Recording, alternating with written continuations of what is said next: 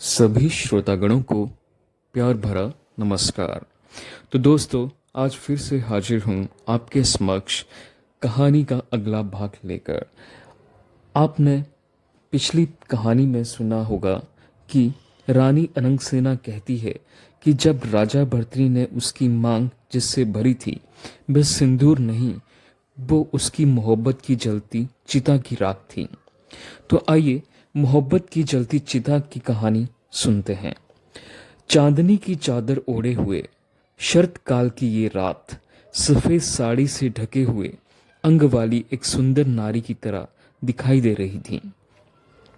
उदय हुआ चंद्रमा ही उसका मुख था और तारे ही उसकी खुली हुई मनोहर आंखें थीं। चंद्रमा से होड़ लगाने वाली हुस्न की देवी अनंगसेना पुरपेच रास्तों से गुजरती हुई जा रही थी। उसकी पायल की छन छन की आवाज रात के सन्नाटे को भंग कर रही थी। चारों तरफ भयानक जंगल और कांटेदार झाड़ियां थीं। वह गांव वालों की नजरों से बचती हुई तेज कदमों से फरियाद की झोंपड़ी की तरफ जा रही थी, जो उसको अपनी जान से भी ज्यादा प्रिय था।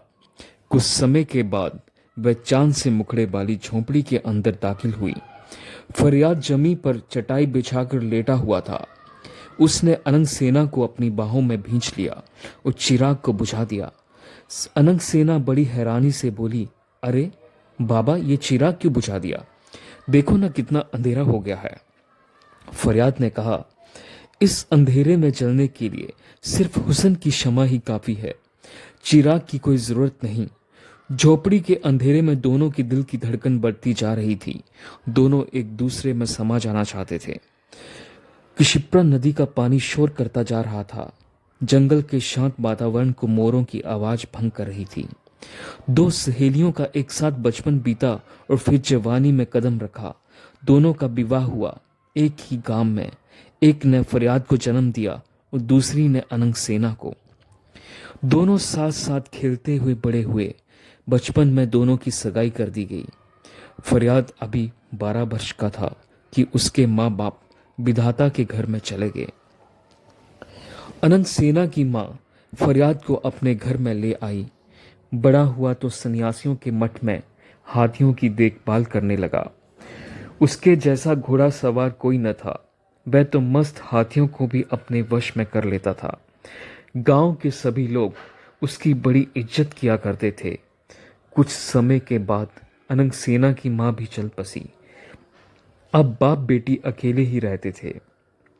इस संसार में फरियाद चाहे अकेला था, लेकिन अनंग सेना की मोहब्बत पाकर वह समझता था कि उसे त्रिलोकी मिल गई है। अनंग सेना ने फरियाद को बताया कि गांव का जिम्मेदार घर में आया था और बापू से उसके रिश्ते की मांग कर रहा था, लेकिन बापू ने कह दिया कि सेना की सगाई फरियाद से हो चुकी है। अगले महीने में दोनों की शादी होने वाली है। फरियाद उसे जानबूझकर चिढ़ाते हुए बोला, बापू को तेरा रिश्ता जिम्मेदार के बेटे से तय कर देना चाहिए था। फरियाद अनंग सेना चीखती हुई बोली, फिर कभी ऐसा ना कहना, नहीं तो मैं मर जाऊंगी। तुम्हें पति रूप जानकर मैं किसी गैर मर्द की कामना कैसे कर सकती हूँ?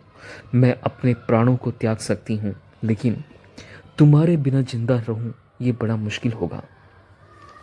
रब न करे अगर मैं तुमसे कहीं बिछड़ जाऊं तो मैं क्षिप्रा नदी में समा जाऊंगी, या गले में फांसी लगा लूंगी, या पर्वत के शिखर पर चढ़कर छलांग लगा दूंगी, या फिर जलती हुई आग में प्रवेश कर जाऊंगी।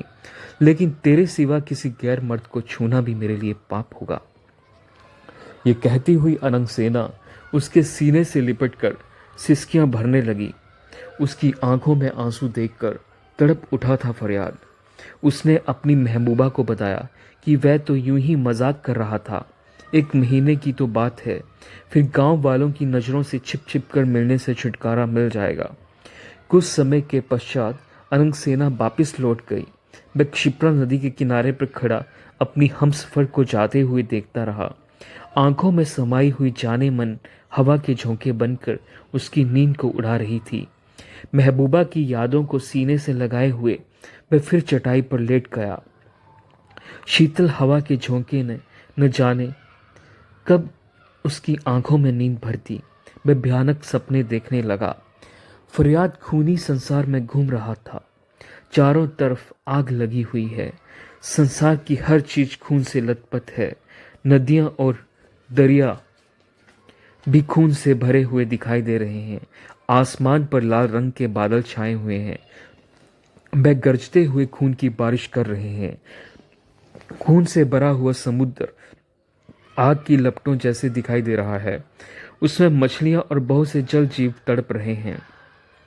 उसी समुद्र में अनंत सेना डूबती जा रही है। चारों तरफ चीखों पुकार हो रही है। अचानक मुंह से हृदय विदारक चीख निकली, सेना सेना। फरियाद का सपना टूट गया। वह घबराकर उठ बैठा। सूर्य उदय हो चुका था, जिसकी किरणें झोपड़ी में दाखिल हो चुकी थी। उसको सूर्य की किरणें भी खून से रंगी हुई दिखाई दे रही थी। सपने में खून खून की चीखों पुकार अभी तक फरियाद के कानों में गूंज रही थी।